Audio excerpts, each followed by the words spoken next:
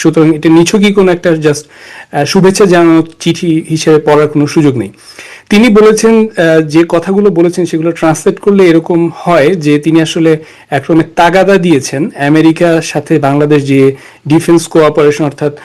নিরাপত্তা সহযোগিতা যে সমস্ত অ্যারেঞ্জমেন্টের ভেতর দিয়ে যাচ্ছিল সেই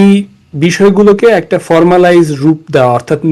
ডিফেন্স কোঅপারেশন এগ্রিমেন্টগুলো চূড়ান্তভাবে সাইন করা, এটার দিকে কিন্তু একটা ইঙ্গিত সুস্পষ্টভাবেই সেখানে আছে। আরেকটা ব্যাপার খুব ক্লিয়ারলি বলা হয়েছে, সেটা হচ্ছে বাংলাদেশ যেন আমেরিকা থেকে আরো বেশি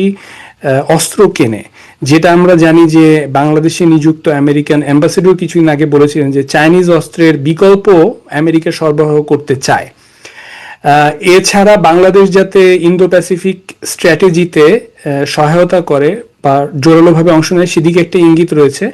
এবং সেটার পেছনে বলা হয়েছে যে সিকিউরিটি এবং প্রসপ্যারিটি অর্থাৎ স্ট্রঙ্গার এবং প্রসপারাস নেশন হওয়ার কথা বলা হয়েছে। অর্থাৎ আগে যে ভ্যালু বেসড গণতান্ত্রিক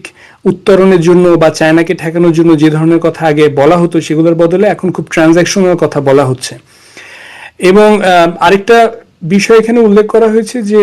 বাংলাদেশের সাথে যে বায়োল্যাটারাল ট্রেড এগ্রিমেন্ট হয়েছে ইউনূস সরকারের আমলে, সেটা যেন অবশ্যই রক্ষা করে চলা হয় সেদিকটা, অর্থাৎ রেসিপ্রোকাল ট্রেড যে এগ্রিমেন্ট সেটা যেন মেনে চলা হয় সেটার কথা বলা হয়েছে। এবং এই ব্যাপারগুলো যদি বাংলাদেশ যথাযথভাবে পালন করে তাহলে একটা প্রতিশ্রুতি দেওয়া হয়েছে যে বাংলাদেশের সাথে আমেরিকার যে বায়োল্যাটারাল সম্পর্ক সেটা একটা অভূতপূর্ব সুউচ্চ উচ্চতায় পৌঁছে যাওয়া সম্ভব, এমন একটা ইঙ্গিত সেখানে রয়েছে। আরেকটা দিক হতে পারে আমাদের যে রোহিঙ্গা রিলেটেড সমস্যা, সেটাকে আমরা